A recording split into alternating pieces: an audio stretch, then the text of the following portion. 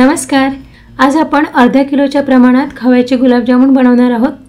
हा गुलाबजामुन बघा आतपर्यंत पाक गेला आहे। हे गुलाबजामुन तळताना तुटले नाही, यावर क्रॅक्स पडले नाही आहेत, एकसारख्या रंगावर तळले गेले आहे। तर असे खव्याचे परफेक्ट गुलाबजामुन बनवण्यासाठी व्हिडिओमध्ये मी काही टिप्स सांगितले आहे, तर व्हिडिओ शेवटपर्यंत नक्की बघा। तर इथे मी अर्धा किलो खवा घेतला आहे। खवा आधी 2-3 मिनिटे चांगला मळून घ्यायचा, असा दाबून दाबून मळून घ्या। तर खवा 2-3 मिनिटे मी चांगला मळून घेतला। आता यात मैदा घालून घेऊया। तर हा अर्धा किलो खवा आहे, यासाठी यात मी आधी अर्धी वाटीच मैदा घालते, नंतर लागला तर थोडा मैदा घालू शकता। मैदा घातल्यानंतर खवा 7-8 मिनिटे चांगला मळून घ्यायचा। मैदा यामध्ये व्यवस्थित मिक्स व्हायला पाहिजे। बोटाने दाबून दाबून खवा अशा प्रकारे चांगला मळून घ्यायचा। खवा हाताला थोडा चिपकत आहे, थोडा पातळ आहे, तर यात मी आणखी 1-2 चमचे मैदा घालून घेते। खवा जर पातळ असेल तर आणखी थोडा मैदा लागू शकतो, पण खूप जास्त मैदा घालायचा नाही, नाहीतर मग गुलाबजामुन कडक येतात। तर अर्धा किलो खव्याला मी पाऊण वाटी मैदा घातला आहे। हा खवा तुम्ही जितक्या चांगल्या प्रकारे मळून घ्याल तेवढेच गुलाबजामुन छान होतात। तर 7 ते 8 मिनिटे मी हा खवा चांगला मळून घेतला आहे। आता याचे 2 भाग करायचे। यात तुम्ही थोडा सोडा घालू शकता किंवा सोडा न घालताही खव्याचे गुलाबजामुन छान होतात। मी यात थोडा सोडा घालते। तर असे 2 भाग करायचे आणि अर्ध्या अर्ध्या भागात थोडा थोडा सोडा घालायचा। एकाच वेळी पूर्ण पिठामध्ये सोडा घालून ठेवू नका। सोडा घातल्यानंतर खवा आणखी थोडा वेळ मळून घ्यायचा। सोडा घातल्यामुळे गुलाबजामुन छान फुगतात। आता आपण याचे गुलाबजामुन बनवून घेऊयात। तर थोडासा गोळा घेऊन हातावर चांगला दाबून मळून घ्यायचा, गोल करून घ्यायचा। यामुळे गुलाबजामुनवर क्रॅक्स पडत नाही आणि गुलाबजामुन छान गोल होतो। याच प्रकारे तुम्हाला पाहिजे त्या आकारामध्ये गुलाबजामुन बनवून घ्या। तर आधी सुरुवातीला 2च गुलाबजामुन बनवून घ्या, तळून बघायचे। तळल्यानंतर जर ते तेलात सुटत असेल तर मैद्याचं प्रमाण कमी झालं असं समजायचं। पुन्हा थोडा मैदा घालून खवा मळून घ्यायचा। तर मी 2-3 गुलाबजामुन तळून बघितले आहे, त्यानंतर हे बाकीचे गुलाबजामुन करून घेतले। अर्ध्याच खव्याच्या आधी गुलाबजामुन मळून घ्यायचे, त्यानंतर अर्ध्या खव्याचे बनवून घ्या। सगळे गुलाबजामुन आधीच करून ठेवले तर त्यावर क्रॅक्स पडू शकतात। तर आता गुलाबजामुन तळण्याआधी आपण एका साईडने पाक तयार करायला ठेवूया। तर गुलाबजामुनचा पाक बनवण्यासाठी असं पसरट भांडं घ्यायचं किंवा अशी मोठी पसरट कढाई घ्या। तर आता पाक किती बनवायचा?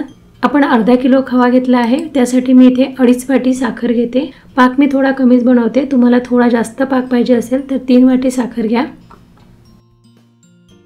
आता आपण जेवढी साखर घेतली आहे तेवढंच यात पाणी घालायचं आणि साखर विरघळेपर्यंत गॅस मीडियम टू लो फ्लेमवर ठेवायचा।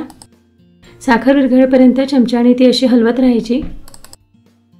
पूर्ण साखर विरघळली आहे, आता गॅस कमी करायचा आणि 4-5 मिनिटं हे उकळून घ्यायचं। याला एक उकळी येऊ द्यायची। गुलाबजामुनसाठी पाक खूप जास्त घट्ट करायचा नाही आहे, पातळच पाहिजे। फक्त हाताला पाक पाण्यासारखा लागला नाही पाहिजे, थोडा चिकट पाहिजे। गुलाबजामुनचा पाक जर घट्ट झाला तर मग तो गुलाबजामुनच्या आतमध्ये जात नाही आणि गुलाबजामुन मग कडक होतात। पाक आता आपण चेक करून पाहूया। पाक पातळच आहे, पण बोटाला थोडा चिकट लागतोय, याचा अर्थ आता पाक तयार झाला आहे। लगेच गॅस बंद करून घ्यायचा। आता हा पाक गुलाबजामुन तळेपर्यंत झाकून ठेवायचा। असा झाकून ठेवला की पाक थोडा गरमच राहतो। आता आपण गुलाबजामुन तळून घेऊयात। गुलाबजामुन तळण्यासाठी तेल जास्त घ्यायचं, शक्यतो छोटी कढई घ्या म्हणजे तेल कमी लागेल, कारण छोट्या कढईमध्ये गुलाबजामुन पूर्ण बुडतो। गुलाबजामुन तळण्यासाठी तेल खूप जास्त तापलेलं नसावं। जास्त गरम तेलात गुलाबजामुन तळले की ते वरून करपतात, पण आतमध्ये कच्चेच राहतात। गुलाबजामुन तेलात सोडला की असे थोडे हळूहळू बुडबुडे यायला पाहिजे।